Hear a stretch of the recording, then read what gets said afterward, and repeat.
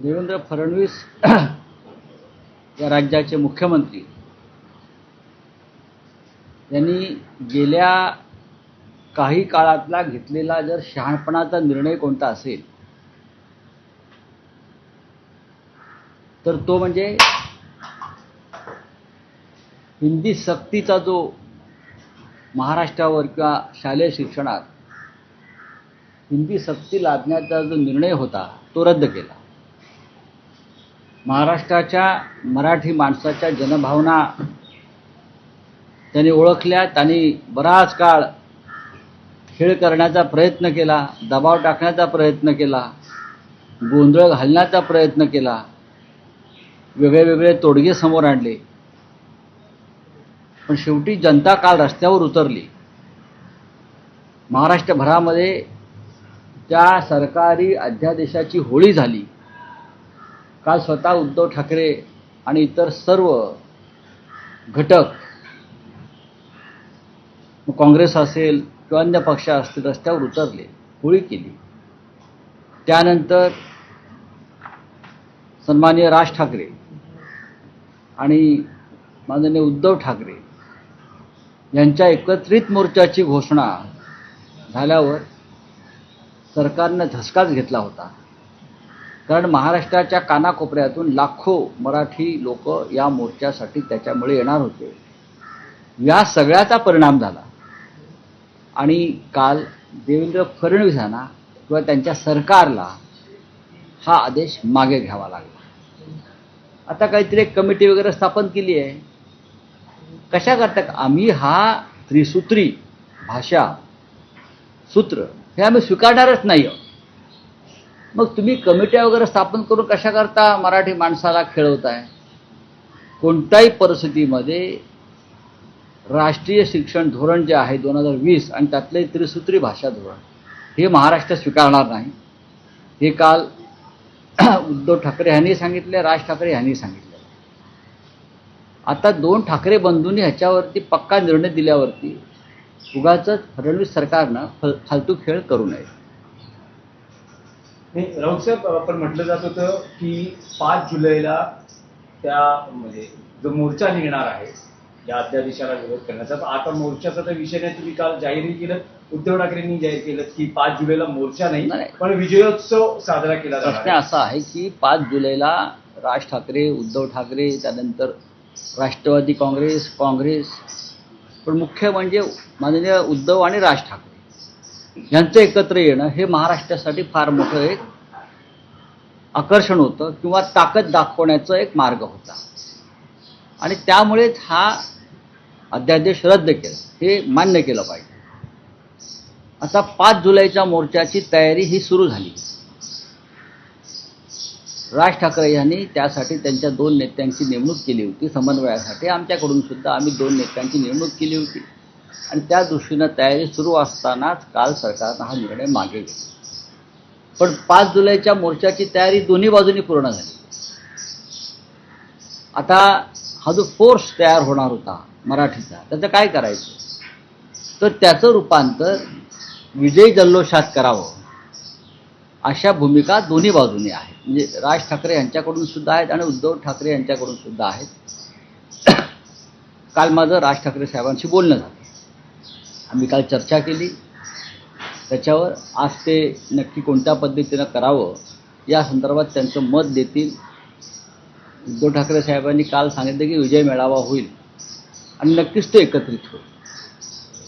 जे घटक मोर्चामध्ये सामील होणार होते या 2 प्रमुख नेत्यांशिवाय त्या सगळ्यांसह विजय मेळावा, कारण ही एकजूट मराठी माणसाची आणि महाराष्ट्राची होती हा मोर्चा म्हणजे। त्याच्यामुळे विजय मेळाव्यामध्ये किंवा विजय जल्लोषामध्ये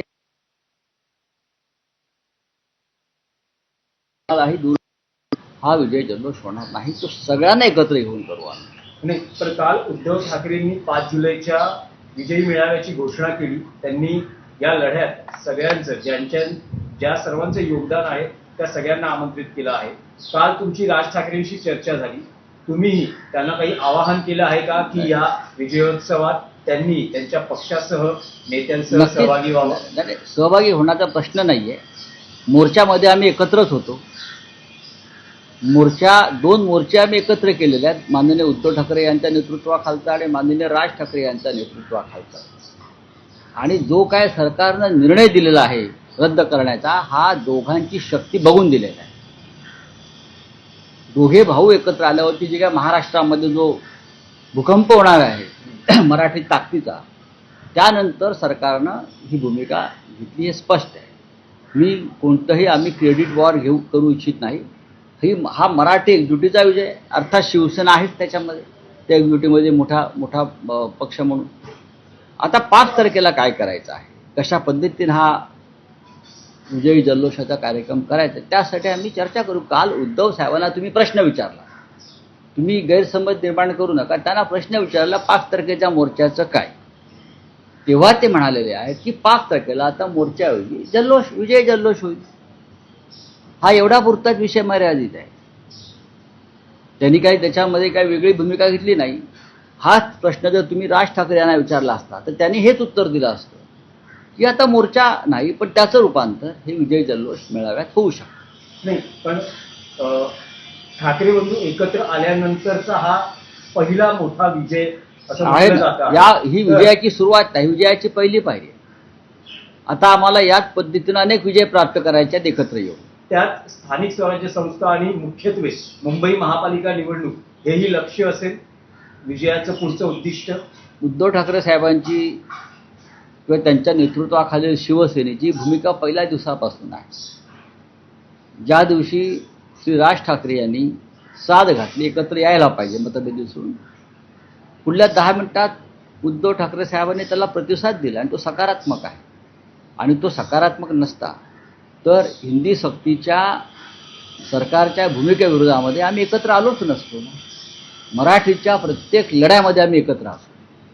नाही, पुढचं उद्दिष्ट हे निवडणुका असेल का, राजकीय युती असेल का, एका मराठी भाषा अस्मिता आणि हिंदी मुंबईसह सक्तीच्या महाराष्ट्र विजय हा रूपांतरित होऊ शकतो मुंबई महापालिका आणि स्थानिक स्वराज्य संस्था निवडणुका जिंकण्यासाठी. पुढचं विजयाचं उद्दिष्ट हे बघा, स्थानिक स्वराज्य संस्था असू आमची शकतं. भूमिका स्पष्ट आहे. मुंबईसह महाराष्ट्र काबीज करणं, मराठी माणसाच्या हातात मुंबईसह महाराष्ट्राची सत्ता असणं, ही आमची भूमिका आहे.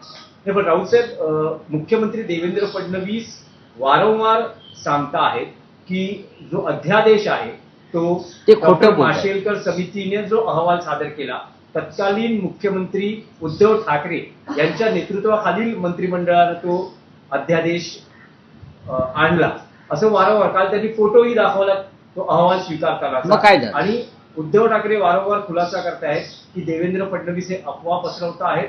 मी तो अफवा अहवाल फक्त देवेंद्र स्वीकारला, अध्यादेश काढलेला नाही. फडणवीस हे अफवा पसरवत नाहीयेत, तर ते भारतीय जनता पक्षाच्या राष्ट्रीय धोरणानुसार खोटं बोलत आहेत. आय रिपीट, भारतीय जनता पक्षाच्या राष्ट्रीय धोरणानुसार ते खोटं बोलत आहेत. जसे नरेंद्र मोदी बोलत आहेत, अमित शहा बोलत आहेत, तसे त्यांचे हे राज्यातले नेते खोटं बोलत आहेत. माशेलकर अहवाल काय आहे हा त्यांनी टेबलावर ठेवावा ना. देवेंद्र फडणवीस यांनी, त्यांना कोणी अडवलं आहे? ते राज्याचे मुख्यमंत्री आहेत ना. हां, हवेत कसले तीर मारताय तुम्ही? तो अहवाल ठेवा. तो अहवाल, ती कमिटी का स्थापन केली, आणि तुम्ही तरी नरेंद्र जाधव कमिटी का स्थापन करताय, अभ्यासगट का स्थापन करताय, मला सांगा ना. ही एक पद्धत आहे शासनाची की एखादा अहवाल आल्यावर त्याच्यावरती अभ्यास करणं, एखादा जटिल विषय आल्यावर त्याच्यावर तज्ज्ञांची समिती नेमणं. मुख्यमंत्री आणि मंत्रिमंडळ हे प्रत्येक विषयामध्ये एक्सपर्ट किंवा तज्ज्ञ नसतं, त्यासाठी इतर तज्ज्ञांची मदत घेऊन आपल्याला निर्णय घ्यायचा असतो. आम्हाला नाही पटलं, आम्ही फेटाळून लावलं. राज ठाकरे आणि उद्धव ठाकरे एकत्र येण्याच्या चर्चांवर मुख्यमंत्री देवेंद्र फडणवीस यांनी उपहासात्मक टोला लगावला आहे की माझ्या शुभेच्छा आहेत, लोकांनी एकत्र राहावं.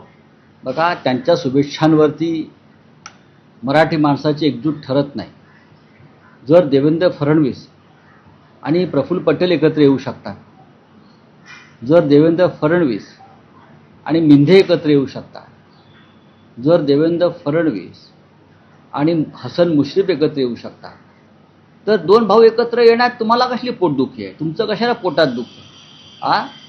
तुम्ही जे काय तुमचं भ्रष्ट कडबोळं एकत्र केलं आहे सरकार बनवण्यासाठी, तुम्ही त्याच्यावर व्यक्त व्हा. 2 ठाकरे बंधू, 2 एकाच विचाराचे नेते एकत्र येतात, तुम्ही अस्वस्थ होताय. तुम्हाला फ्रस्ट्रेशन आलेलं आहे, तुम्हाला वैफल्य आलेलं स्पष्ट दिसतंय की आता आपलं काय. नाही, पण एकनाथ शिंदे म्हणतात की कधी काळी संपलेला पक्ष असं ज्याला हिनावलं गेलं त्याकडेच आता विनवण्या केल्या जात आहेत युतीसाठी एकत्र येण्यासाठी. असं आहे की कधी काळी एकनाथ शिंदे सुद्धा देवेंद्र फडणवीसांना सगळ्यात भ्रष्ट नेता म्हणत होते, किंवा फडणवीस अजित पवारांना तुरुंगात टाकायला निघाले होते, किंवा नरेंद्र मोदी प्रफुल्ल पटेल यांना दाऊदचा हस्तक म्हणत होते. तुम्ही उगाच भूतकाळात आम्हाला जायला लावू नका. कोण संपलाय आणि कोण टिकलाय आणि कोण वाढतंय हे येणारा काळ ठरवेल. चला राऊसाहेब, आप बताइए. एकच आप बताइए, हिंदी में बोलिए. देवेंद्र पे जिया पीछे लिया, साथ एक ठपका दिया हुआ है कि ये उद्धव ठाकरे ने किया हुआ था। देखिए, एकनाथ ये शिंदे को भी उन्होंने इसके लिए बताया, अजित पवार ने बताया। भारतीय जनता पार्टी की एक नेशनल पॉलिसी है झूठ बोलने.